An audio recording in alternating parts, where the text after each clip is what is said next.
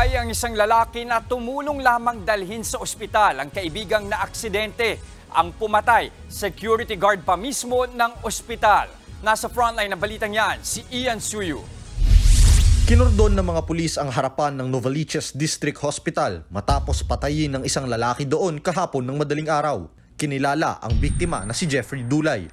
Base sa investigasyon, nagpunta sa ospital si Dulay para isugod ang kaibigang na disgrasya. Pero habang inaantay ang kaibigan, ay nakaalitan niya at binaril siya ng isang gwardiya ng ospital. Dinala po namin sa malapit na ospital para mabigyan ho agad ng lunas yung mga galos na tinamupo nung kasama niya.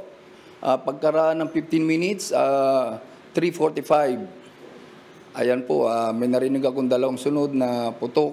Nung sumilip po ako roon para may-clear ko kung ano po talaga yung nangyari, pagdating ko po roon, wala na po na. Pinasok na po sa loob ng ospital. Dalawang tama ng bala sa dibdib ang ikinamatay ng biktima. Ang punot dulo ng away. Ang pinagmulan po ay about sa parking po.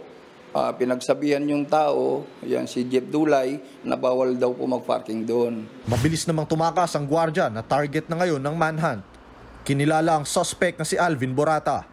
Naiwan niya ang dalawang basyo ng bala at ang baril na ginamit sa pagpatay. Sa isang pahayag, nakikipagtulungan na ang pamunuan ng ospital sa investigasyon ng QCPD. Nagbabalita mula sa frontline. Ian Suyu, News 5. Mga kapatid, Jess De Los Santos po. Iba na ang may alam at may pakialam sa panahon ngayon. Para sa tuloy-tuloy na balitaan sa frontline kahit weekend, mag-follow at mag-subscribe